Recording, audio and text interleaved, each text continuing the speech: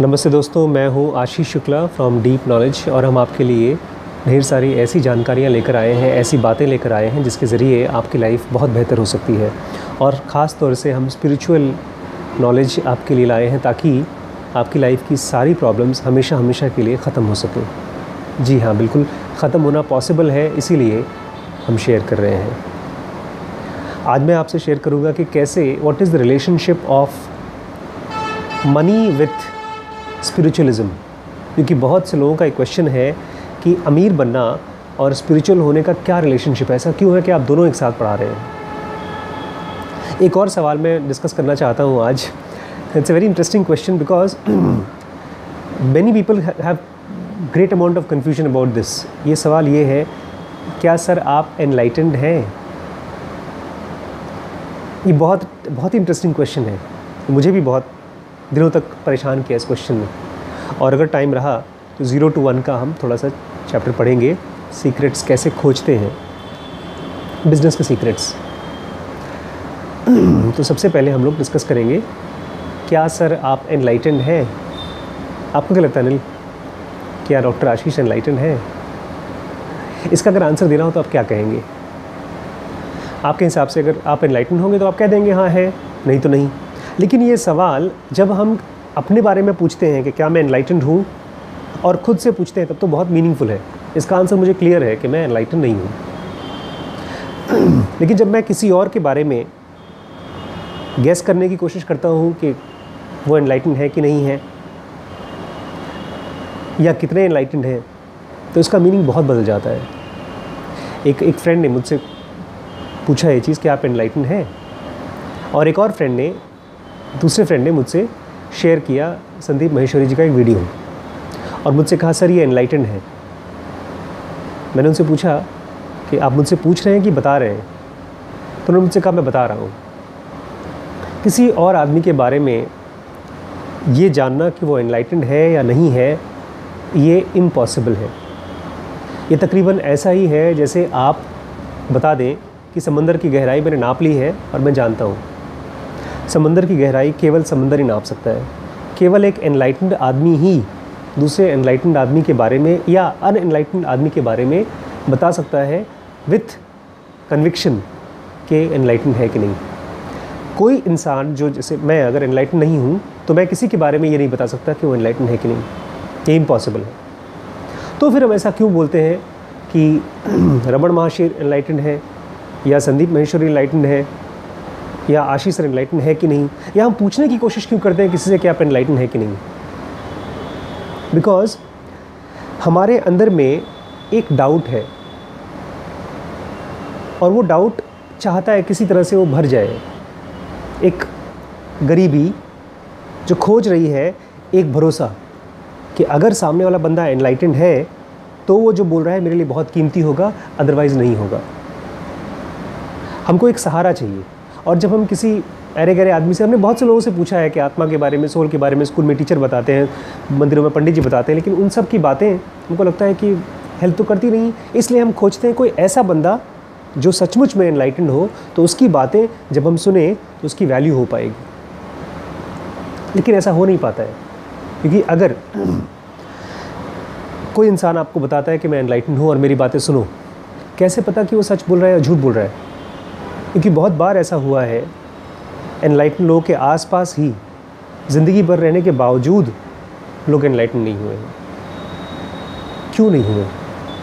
और बहुत बार ऐसा हुआ है कि अनएनलाइटेंड लोगों के बीच में रहते हुए भी कुछ लोग एनलाइटेंड हो गए हैं। तो चक्कर क्या है? क्या चीज़ है? किसकी वजह से हम एनलाइटेंड होते हैं? It is never because of the other person. Ashish Shukla अगर कोई वीडियो बना रहे हैं वो यूट्यूब पे और उसको आप सुनते हैं तो उस वीडियो की वजह से आप एनलाइटेंड या डिसएनलाइटेंड नहीं होंगे। मैं चाहता हूँ इस चीज़ को आप ध्यान से समझ लें, क्योंकि जिस दिन मुझे ये क्लियर हो गया था उस दिन मेरे दुनिया के सारे एनलाइटेंड मास्टर, चाहे पास्ट के हो चाहे प्रेजेंट के, मेरे दोस्त हो गए। Teachings are not the teachers. Krishna और गीता एक ही चीज़ नहीं है। जो भी कृष्णा बोलते हैं गीता में या नानक बोलते हैं गुरु ग्रंथ साहब में, वो टीचिंग्स और वो इंसान जो हार्ड मास का इंसान बना था, दोनों एक ही चीज़ नहीं है। टीचिंग्स अभी भी ज़िंदा है। कृष्णमूर्ति की बॉडी ख़त्म हो चुकी है, पीजे सहर अब इस दुनिया में नहीं है, लेकिन टीचिंग्स अभी भी ज़िंदा है उस इंसान के लिए जो इंसान सीरियसली अपने आप को स्पिरिचुअली ग्रो करना चाहता है, और जो केवल ये खोज रहा है कि कोई ऐसा बंदा मुझे मिल जाए जिसके पास मैं बैठ जाऊं, जो मुझे कोई ऐसी टेक्निक बता दे, कि कोई बंदा मुझे मिल जाए जिसकी वजह से मुझे कुछ हेल्प हो जाए, तो फिर वो बंदे का कोई वैल्यू नहीं है।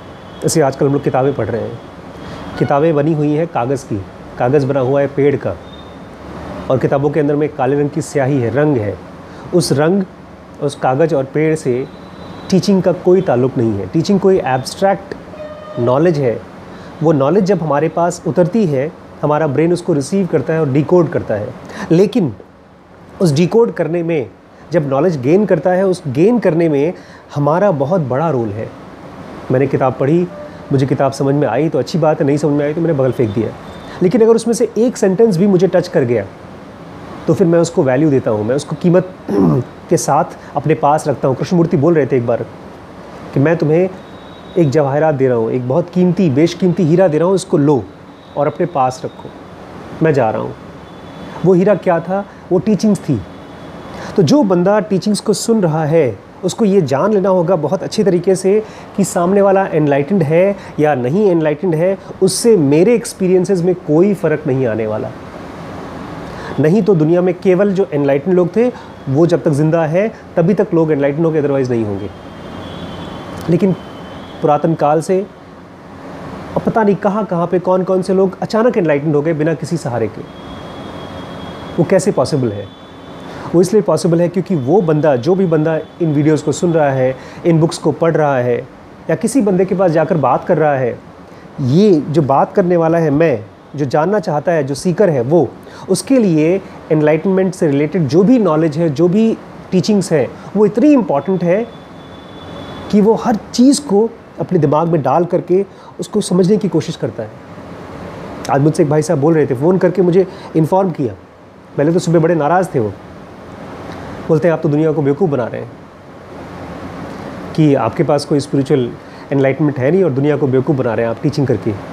फिर उन्होंने मुझे फ़ोन किया शाम को, मुझसे कहा कि सर मैं भी बहुत अच्छी व्याख्या कर सकता हूँ किताबों को पढ़ के, गीता को पढ़ के, ओशो को किताबों को, या किसी भी स्पिरिचुअल बुक्स को मैं बहुत अच्छे से व्याख्या कर सकता हूँ, लेकिन मेरे लिए स्पिरिचुअल एक्सपीरियंस सबसे इम्पॉर्टेंट है।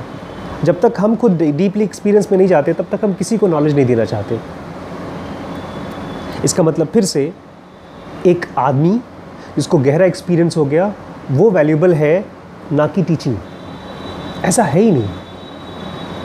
केवल और केवल टीचिंग इम्पॉर्टेंट है, और टीचिंग की भी कितनी इम्पॉर्टेंस है जो बंदा उसको रिसीव कर रहा है। अगर मैं पेट भर के पार्टी से घूमकर दारू पीकर आके बैठा हूँ और मेरे हाथ में किताब है, इस किताब को ज़ेन योगा की टीचिंग, मैं खोलता हूँ, कुछ नहीं समझ में आ रहा है, तो इस टीचिंग की कोई वैल्यू नहीं है। और मुझे लगता है कि नहीं यार, मुझे फ्रेश माइंड से पढ़ना है इसको। इतना अच्छे से पढ़ रहा हूँ कि मुझे लगता है अगर मैं खाना खा लूँगा तो मेरा थोड़ा सा होश कम हो जाएगा। तो बोलता हूँ नहीं आज मैं खाली खीरा खाऊँगा, बस मुझे भी पढ़ना है। एक चीज़ और मैंने नोटिस की अनिल, अभी पिछले कुछ दिनों से मैं 0 to 1 की टीचिंग्स पढ़ा रहा हूँ, और साथ ही साथ हैप्पीनेस एंड मोर्टैलिटी की टीचिंग्स पढ़ा रहा हूँ। दोनों में बहुत फ़र्क है। एक बहुत गहरी बुक है, दूसरी भी गहरी बुक है, बट वो बिज़नेस की बुक है। लेकिन मैं जितना समझाना चाहता हूँ आपको कोई भी चीज़ किसी किताब में से, उतना ही मुझे गहरा उतरना पड़ता है। अगर मैं किसी टीचिंग को आपको नहीं बताना चाहता हूँ, तो जब मैं पढ़ता हूँ तो मेरी अंडरस्टैंडिंग उतनी गहरी होती नहीं है। मैंने देखा है कि जब मुझे शाम को क्लास लेनी है पर्टिकुलर टॉपिक पर, तो मैं एक सेंटेंस को पहले उसके हिंदी का मतलब खोजूंगा, उसके 2 मतलब खोजूंगा, 3 मतलब खोजूंगा, उसके इंग्लिश के सिनोनिम खोजूंगा, उसके मतलब को समझने की कोशिश करूंगा, ताकि मैं शाम को जब आपसे शेयर करूं तो मेरी अंडरस्टैंडिंग गहरी हो।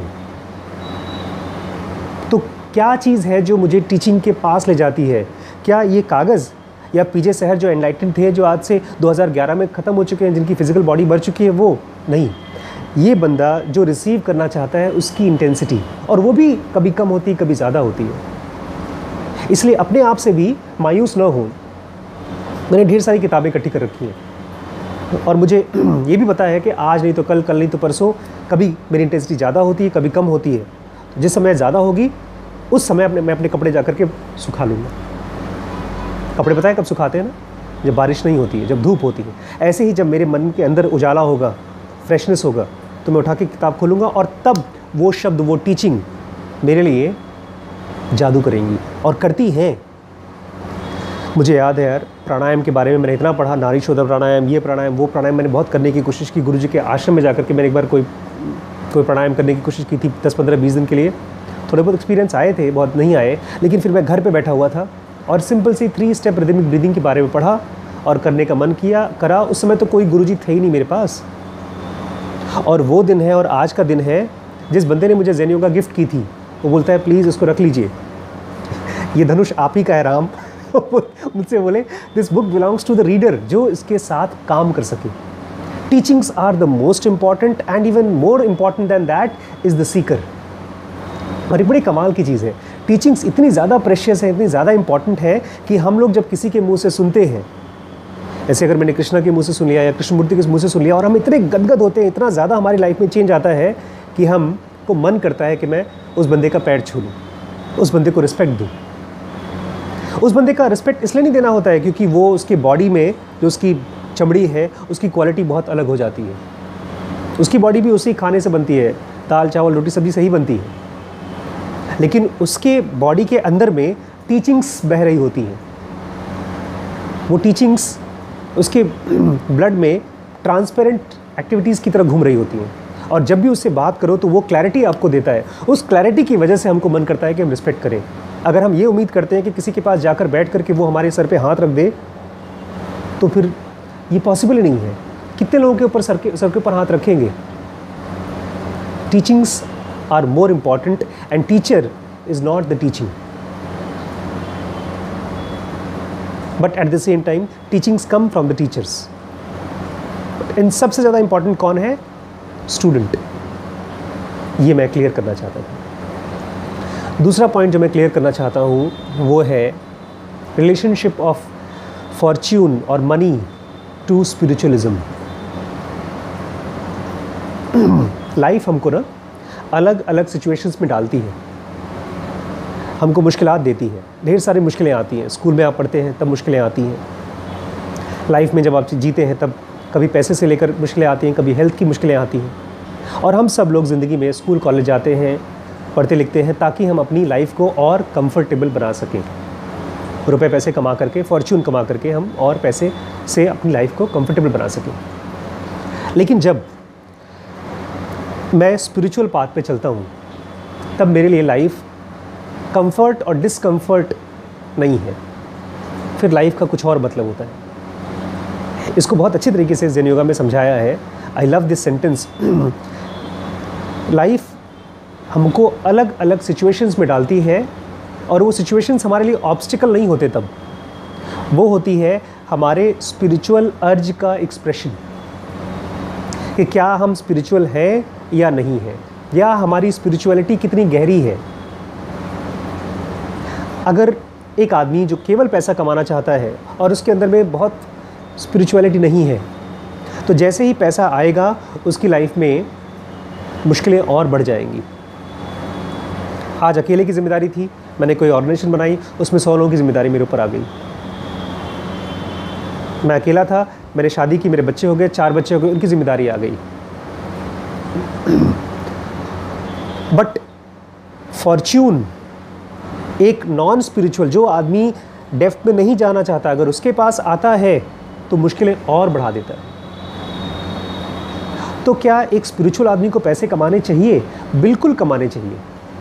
बिकॉज जब एक स्पिरिचुअल आदमी जो अपनी जर्नी में आगे है, जो आगे बढ़ करके अपने डेथ लेस स्टेट को एक्सपीरियंस करना चाहता है इंटेंसली, जब उसके पास फॉर्च्यून आता है तो that Fortune becomes expression of his spiritual अर्ज। अशोका को जानते हैं आप? किंग अशोक खूब बड़े राजा थे, खूब लड़ाई वड़ाई करते थे, बाद में वो स्पिरिचुअल हो गए, मालूम है आपको? He became a Buddhist monk, साधु बन गए, वो भिक्षु बन गए। उसके बाद क्या हुआ? उसके बाद पूरे इंडिया में पता नहीं कितनी जगहों पर बुद्धिस्ट आश्रम्स और मंदिर खुले। उसके पास फॉर्च्यून था, तभी तो आश्रम्स और मंदिर खुले जहाँ पर बैठ करके लोगों ने ध्यान किया है। बुद्धा वाज अ मॉन्क, वो तो भिक्षु थे, वो तो राजा थे ही नहीं, छोड़ दिया था उन्होंने राजगढ़। लेकिन फिर भी वो राजा थे क्योंकि उनके पास इतनी एनर्जी थी और इतने लोग इकट्ठे हो गए थे कि वो अपॉर्चुनिटी बन गई लोगों को स्पिरिचुअल एक्सपीरियंस के लिए। फॉर्च्यून का गहरा रिलेशनशिप है। जब आपके पास फॉर्च्यून आता है और आप स्पिरिचुअल होते हैं, then that money becomes very helpful for everybody around. It doesn't bring just misfortune, otherwise fortune is misfortune. But problem क्या है पता है? हम सबके पास बहुत डीप इंटरेस्ट है नहीं। आज मैं अरबी से कह रहा था कि पता है हम लोग के साथ क्या होता है। बचपन में जब मैं अपने बारे में देखता हूँ, स्कूल में पढ़ता था, 10th-12th में जब एग्ज़ाम में अच्छे नंबर आते थे, कभी नहीं आते थे, कभी फ्रस्ट्रेशन होता था, तो फिर स्पिरिचुअल बुक्स की तरफ भागते थे हम लोग। गीता पढ़ लिया या ओशो की किताब पढ़ ली, उससे बड़ी शांति मिलती थी। तो हुआ क्या, जब मैं नॉर्मल लाइफ की जो मुश्किलें हैं, सक्सेसफुल होने की मुश्किलें एग्ज़ाम में, नौकरी में, जब इसमें मुश्किलें आना शुरू हो गई, तो as escape we use spiritual books. अब होता क्या है, जो एक इंसान अपने आप को अधूरा महसूस कर रहा था इस दुनिया में, जहाँ पर रुपए पैसे और सक्सेस चाहिए थी, वही आधा अधूरा इंसान जाता है स्पिरिचुअल जर्नी पे। वहाँ पर भी शुरू में तो अच्छा लगता है क्योंकि यहाँ से निकले हैं, ये घुटन थी यहाँ पर पढ़ाई लिखाई की और सक्सेस की, तो जब वहाँ जाते हैं तो अच्छा लगता है। लेकिन कुछ दिन बाद स्पिरिचुअल जर्नी भी आपसे अपना फ्लैश मांगना शुरू कर देती है। वो कहती है ईगो ख़त्म करो, कहती है साधना करो, तपस्या करो। और ये तपस्या फिज़िकल वर्ल्ड की तपस्या से ज़्यादा मुश्किल है। उसमें तो आप जब मेहनत करेंगे तो पैसा कमाएंगे, पैसा कमाएंगे तो आप आज़ाद हैं, कुछ भी करो। लेकिन यहाँ पर अगर आपने पैसा कमा लिया तो आप आज़ाद नहीं है कुछ भी करने के लिए। इनफैक्ट यहाँ पैसा कमाने के लिए आज़ाद नहीं है, आप डिज़ायर्स के ऊपर काम करना पड़ता है। तो अब जो लोग फॉर्च्यून की बात करते हैं ना कि सर मुझे पैसा कमाना चाहिए कि नहीं कमाना चाहिए, अगर मैं स्पिरिचुअल हूँ कि नहीं हूँ, somewhere deep down they are searching spiritualism as an escape from materialism. ये बहुत अच्छे से समझना होगा, क्योंकि जो लोग बिकॉज वी आर एनर्जीज, जैसे मैं बैठा हूँ आपके सामने ना, मैं एक एनर्जी हूँ। मैं ये नहीं हूँ कि मैं स्पिरिचुअल हूँ या मटीरियल हूँ, मैं आपके सामने एक 100 वाट का बैटरी हूँ। मुझे आप फिट कर दीजिए किसी काम बिजनेस में मरीज़ देखने के लिए, तो वहाँ पर भी मैं खर्च ही होऊंगा। जितनी एनर्जी होगी उतना खर्च होगा। यही एनर्जी जब मुझे आप साधना करने के लिए, किताब पढ़ने के लिए लगाएंगे या वीडियो बनाने के लिए लगाएंगे, तो एनर्जी मेरे यहाँ पर भी वही खर्च होगी। So we have to gather as much energy so that we can go into depth of everything around. फिर डिवाइड नहीं कर सकते आप, स्पिरिचुअल क्या है, मटीरियल क्या है, हाउस क्या है, फैमिली क्या है, everything is one for somebody who is an energy. So fortune has to follow spiritualism and not precede it. ये मत कहिए कि सर जब पैसा आएगा तब ध्यान करेंगे। पैसे का रिलेशनशिप ध्यान को बढ़ाने के लिए नहीं करता है। पैसा आएगा, जब ध्यान बढ़ेगा, आपकी इंटेंसिटी बढ़ेगी, तो हर चीज़ बढ़ता है एज अ बाई प्रोडक्ट। दो चीज़ें मुझे क्लियर करनी थी। तीसरी चीज़ आज जो मैंने सुबह बात की थी, डेथलेसनेस, अमरत्व क्या चीज़ है, ये मैं आपसे शेयर करना चाहता हूँ। डेथलेस स्टेट वो नहीं है जो हम और आप समझते हैं। आमतौर पे हमारे टीचर्स ने, हमारे पेरेंट्स ने हमको ये सिखाया है कि बेटा खूब मेहनत करोगे, समाज में नाम कमाओगे। रॉबर्ट कियोसाकी बोलते थे बिज़नेस में, किताब में, कि देखो मैंने खूब पैसा कमाया और मैंने जो हमारे घर के बगल की जो रोड थी ना, उसको मैंने अपने दादा के नाम से रोड करवा दिया। महात्मा गांधी रोड या इंदिरा गांधी गली या उस नहर का नाम डाल दिया, तो नाम उनका सालों साल तक चलता रहेगा। ये डिफ़ाइन किया जाता है कि तुम्हारा नाम अमर रहे, नाम अमर, नाम के अमर रहने को लोग अमरत्व मानते हैं, लेकिन ये बहुत छोटी चीज़ है। नाम का अमर होना अमरत्व नहीं है, कोई और चीज़ है। अमरत्व एक्चुअल एक्सपीरियंस है। वो क्या है उसको मैं पढ़ना चाहूँगा, from happiness and immortality by PJ Saher. Vijay Sahar ji कह रहे हैं, a person can penetrate to his essence, हम अपने एसेंस में तभी पेनिट्रेट कर सकते हैं जो डेथलेस है, by descending to the ground of his own being, हम बाहर किसी और के अंदर जाकर के, किसी और की लाइफ में झांक करके हम अपने अंदर नहीं घुस सकते, हम अपने अंदर ही जाकर के अपने आप को, अपने एसेंस को टच कर सकते हैं। In contrast to the modern scientists who prefer to look into the bodies of vivisected animals, scientists या बायोलॉजिस्ट क्या करते हैं, बाकी दूसरे जानवरों की बॉडी को काटते हैं और सोचते हैं कि उसको काटने के बाद उसकी सीक्रेट, उसकी आत्मा हमको समझ में आ जाएगी, वो इम्पॉसिबल है। For explaining the riddle of man, कि इंसान की बॉडी क्या कैसे काम करती है, वो बाकी जानवरों की या तो आदमी की बॉडी को काट करके समझने की कोशिश करते हैं, वो इम्पॉसिबल है।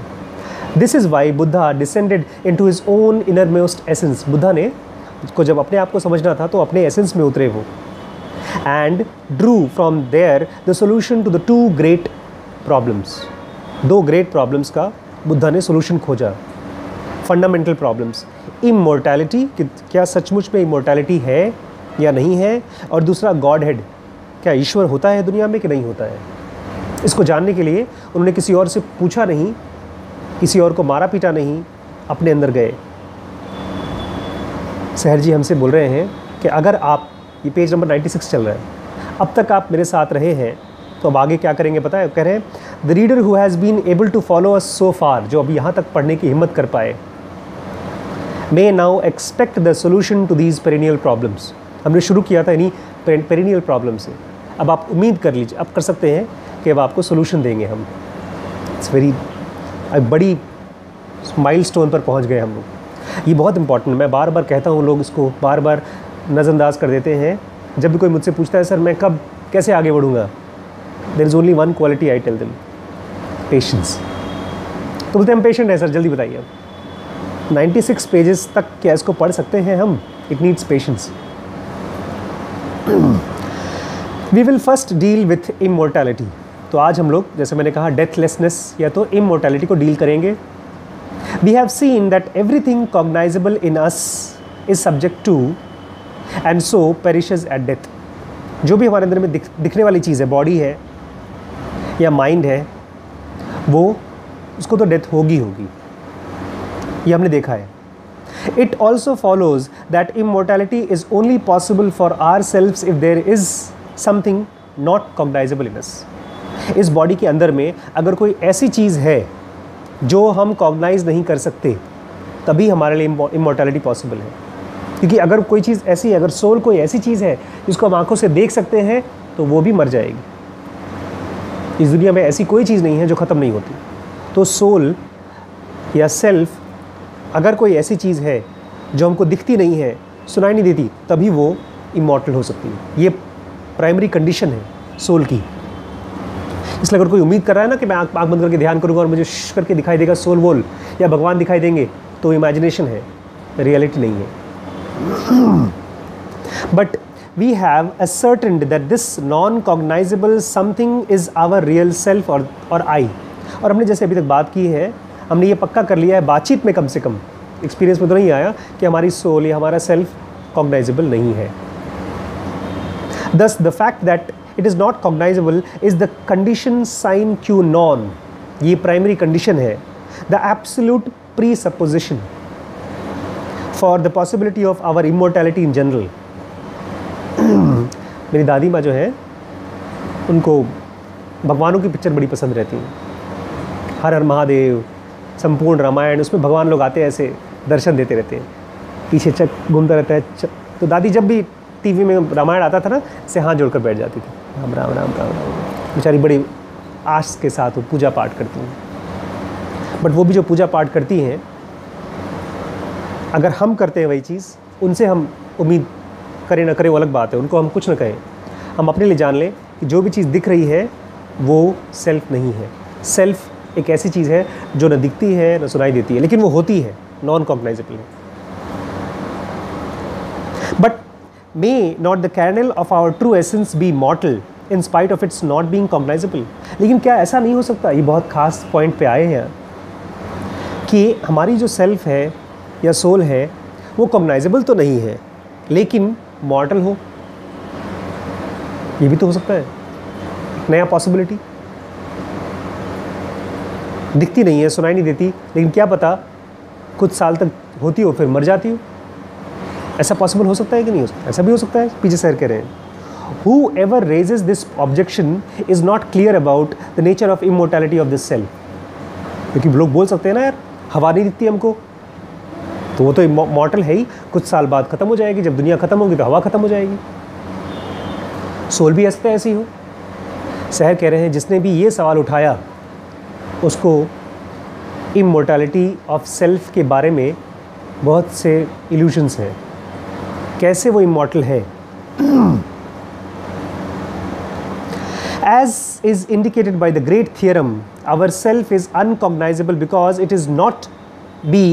could not be anything that is perishable or transient। Great theorem, Ananta theorem Buddha का, वो यही कहता है कि जो भी चीज़ ट्रांजिएंट है वो मैं नहीं हूँ।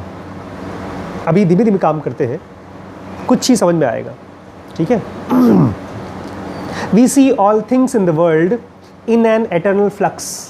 हमारे आसपास जितनी भी चीज़ें हैं एक एटर्नल फ्लक्स की तरह चल रही हैं, आती हैं जाती हैं, आती हैं जाती हैं।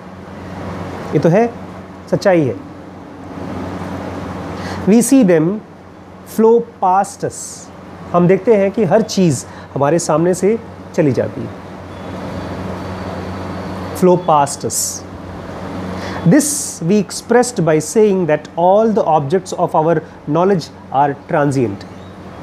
इसको हमने ऐसे कहा है कि जो भी हमारी जानकारी है, जो भी हमारे थॉट्स हैं, वो ट्रांजिएंट है। हमारे सामने जो भी दुनिया में चीज़ है वो और उनकी जानकारी आती है और चली जाती है, परमानेंट नहीं है, ट्रांजिएंट है। हमने यही कहा है बेसिकली कि हमारे आसपास की दुनिया ट्रांजिएंट है, क्योंकि आती है और चली जाती है, ख़त्म हो जाती है।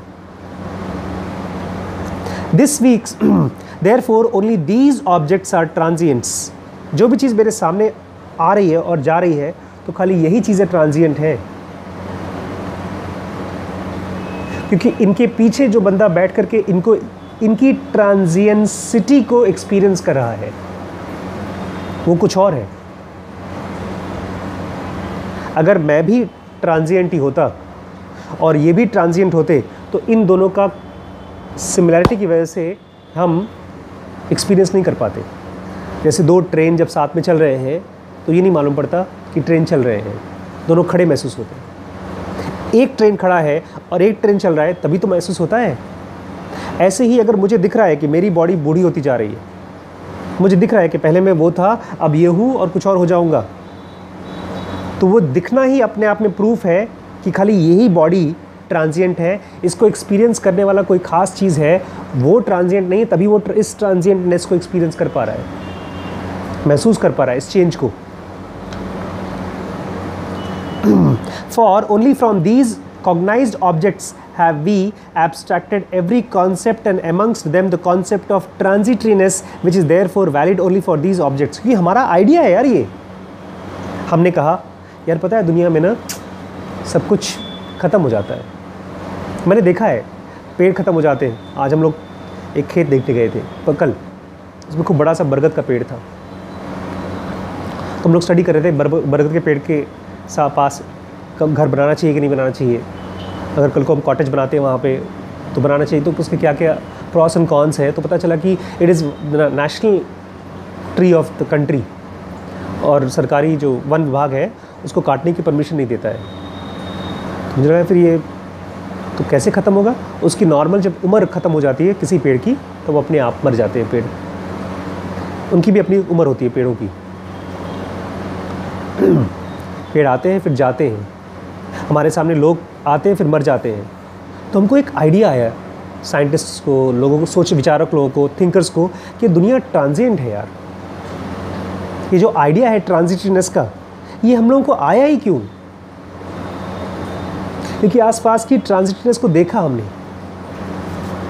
यही कह रहे हैं therefore only these objects are transient, for only from these cognized objects, जो भी हमको चीज़ें दिख रही हैं उन्हीं से have we abstracted every concept, हमने उसी दुनिया से तो अपने कॉन्सेप्ट लिए हैं, and amongst them the concept of transitoriness which is therefore valid only for these objects, और जो भी हमने दुनिया में देखी है उन्हीं के बारे में तो हमारा सच है। मैं तो ये नहीं कह सकता क्योंकि मैं तो अपनी सेल्फ को जानता ही नहीं हूँ, तो मुझे कैसे पता कि वो ट्रांजिटरी है कि नहीं? मैं नहीं जानता। लेकिन मैं जानता हूँ पेड़ ट्रांजिटरी है, धरती, इंसान, ये सब के बारे में चीज़ें बदल रही हैं तो ट्रांजिटरी है फॉर द सब्जेक्ट, लेकिन हमारे अंदर की जो चीज़ है वो, and hence for our real I, जो हमारे अंदर में रियल आई है वो, और the self it has no validity. अगर मैं कहता हूँ मेरा जो सेल्फ है ना, क्या पता वो भी ट्रांजिएंट है, इसके लिए कोई वैलिडिटी नहीं है इस थ्योरम का, क्योंकि हमने उसको एक्सपीरियंस ही नहीं किया है आज तक। For all things flow past it and it is incessantly suffering through this restless transitoriness। Self के अंदर जो सोल वोल कुछ अगर कुछ है, उसके सामने से सब कुछ पास होती जा रही है, बॉडी भी पास हो रही है, और उसी के पास होने की वजह से ये बॉडी, सॉरी ये सोल परेशान है। धीमे धीमे चलते हैं, पेशेंस रखिए। If our self is not transient, अगर हमारी सेल्फ ट्रांजिएंट नहीं है, Does it remain and stand firm as rock in the stream of time? तो क्या ये पॉसिबल है कि जो टाइम का स्ट्रीम है, जिसमें समय खूब तेज़ी से बढ़ रहा है, उसमें वो एकदम फर्म एक पत्थर की तरह खड़ा है? क्या ऐसा पॉसिबल है? Whoever asks this has not fully grasped the uncognizable nature of his self or I। काफ़ी टाइम पहले मुझे ये, मतलब इसी किताब के साथ और कॉन्क्वेस्ट ऑफ सफरिंग के साथ ये चीज़ क्लियर होना शुरू हो गई थी कि कृष्णमूर्ति भी इसको बार बार बोलते हैं, एक बल्कि पूरी किताब है उनकी, टाइम में सेल्फ को आप देख नहीं सकते। टाइम में पूरी दुनिया आती है जिसमें जूम करके चल रही है, लेकिन उसके पीछे जो सेल्फ है, अगर कोई उसको टाइम्स के बारे में पूछता है कि वो कितने साल की होती है, ये क्या हमेशा हमेशा के लिए रहती है, वो आदमी अभी भी समझा नहीं है कि सेल्फ का नेचर कैसा है। यही कह रहे हैं, Whoever asks this has not fully grasped the uncognizable nature of the self। तो सेल्फ का जो अनकॉग्नाइजेबल नेचर है उसको भी समझा नहीं जो आदमी टाइम के सेंस में पूछ रहा है सेल्फ को या सोल को। Again, only that can continue to exist which is an object of our knowledge। चीज़ें exist जब कहते हैं ना, वो है, वही चीज़ रह सकती है, एग्जिस्ट कर सकती है जो हमारे नॉलेज की चीज़ है, जिसको हम समझते हैं। दैट विच वी कॉग्नाइज इन सम वे, जिसको हम किसी भी तरीके से कॉग्नाइज करते हैं, वही एग्जिस्ट कर सकती है। For only for these cognize objects have we abstracted even the concept of persistence, so that it too is valid only for the objects of our knowledge in order to describe the definite attributes or quality to them, but not for the subject that underlies these cognition। जब भी हम किसी चीज़ को कोई भी quality देते हैं, किसी चीज़ को ये कहना कि बहुत दिन तक चलेगी, या ये भी कहना कि मरेगी नहीं, ये भी तो उसको हम क्वालिटी दे रहे हैं। हम ये कह रहे हैं कि बहुत दिन तक चलेगी। जैसे हम किसी भी चीज़ के लिए क्वालिटी देते हैं, वो चीज़ कॉग्नाइजेबल होनी चाहिए, तभी तो क्वालिटी देंगे आप। जो ये कह रहा है कि पता है सोल बहुत साल तक जीती है, इसका मतलब ये है कि कोई ऐसा बंदा होना चाहिए जो बहुत साल तक जिया हो और सोल को देखे, तभी तो बता पाएगा कि बहुत साल तक जिए कि नहीं जिए। बट ये सेल्फ के बारे में ट्रू नहीं है। This is also expressed by Schellings. Schellings ने इसको कैसे बताया है, in so far as the self is eternal it has no duration. बताए सोल जितना एटर्नल है, बहुत लंबी उम्र का है, अगर ये लंबा है, और कितनी लंबी उम्र का सोल होता है अगर ये आप पूछते हैं, तो उसका कोई ड्यूरेशन नहीं है। करोड़ों अरबों साल का भी ड्यूरेशन उसमें लिए काम में नहीं करता। For duration is conceivable only in the reference to the object, क्योंकि जो टाइम है ये केवल उन चीज़ों का क्वालिटी है जो ऑब्जेक्ट है, जो मरती है। अब हवा है, आप हवा के साथ ये नहीं कह सकते कि कितना किलोमीटर लंबा है हवा, या पानी के साथ आप ये नहीं कह सकते कि कितना किलोमीटर है पानी।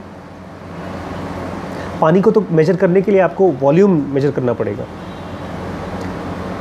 टाइम का जो मेजरमेंट है ये सोल पे नहीं अप्लाई करता। इसलिए जो भी इंसान ये पूछता है कि क्या सोल बहुत लंबी है, वो गलत चीज़ लगा रहा है गलत चीज़ पर।